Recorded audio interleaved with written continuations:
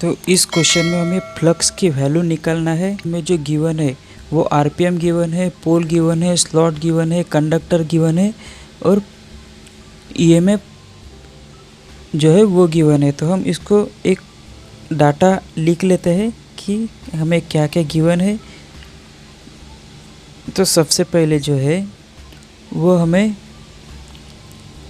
Speed given है, जिसको हम एन से डिनोट करते हैं, वो है 250 आरपीएम। उसके बाद में नंबर ऑफ पोल, जिसको हम पी से डिनोट करते हैं, वो है 6 पोल।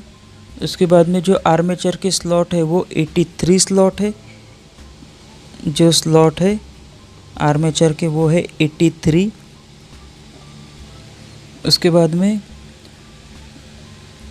जो कंडक्टर है, इस स्लॉट में जो कंडक्टर है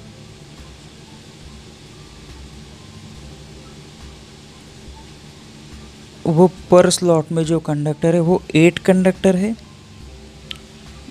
तो हमें टोटल नंबर ऑफ कंडक्टर हम यहाँ से निकाल सकते हैं। तो टोटल नंबर ऑफ कंडक्टर को हम जेड से डिनोट करते हैं, तो वो आ जाएगा 83 इंटू 8। तो यहाँ से इसकी वैल्यू आ जाएगी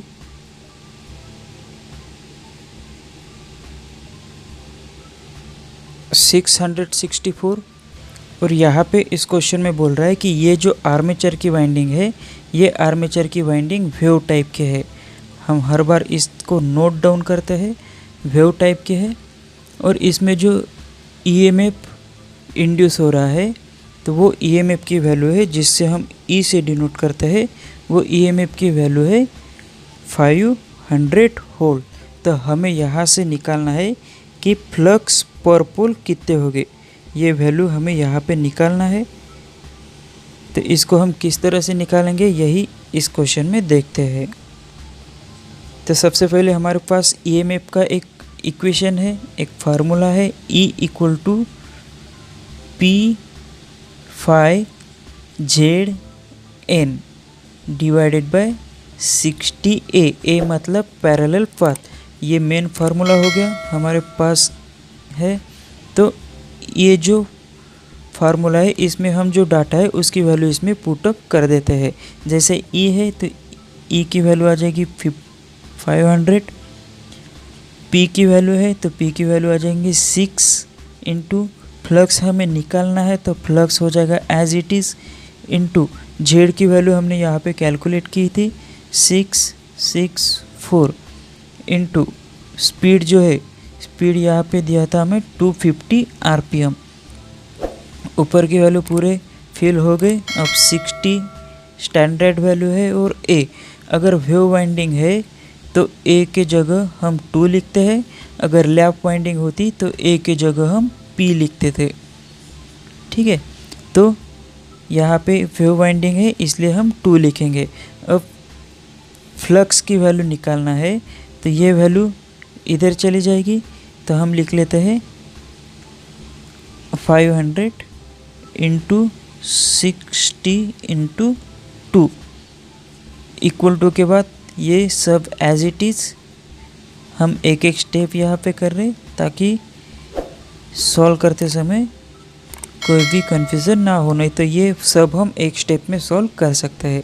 अब यहाँ पे हमें फ्लक्स की वैल्यू निकालना है, तो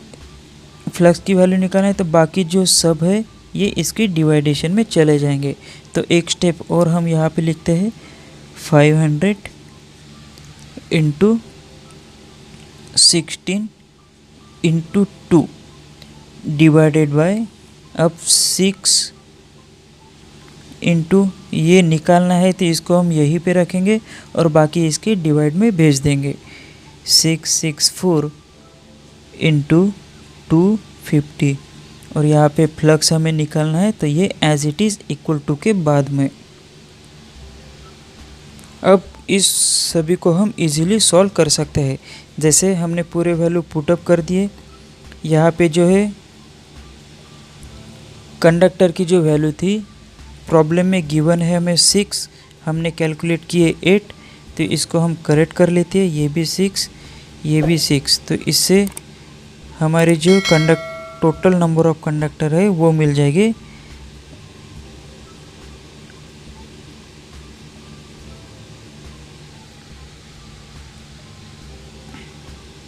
फोर 498।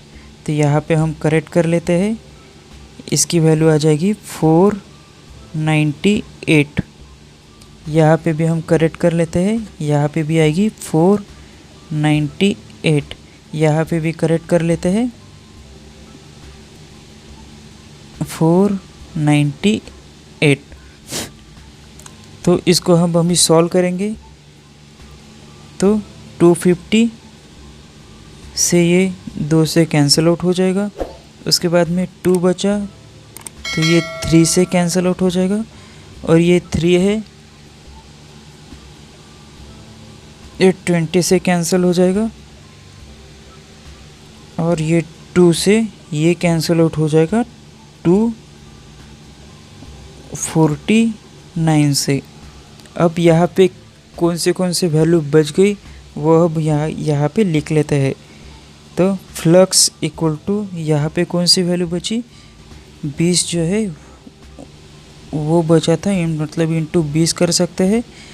तो इसी से ही हम बोल सकते हैं कि 20 डिवाइडेड बाय 249। अब इसको हम सॉल्व करें यहाँ पे कि 20 डिवाइडेड बाय 249 सॉल्व कर सकेंगे इसको।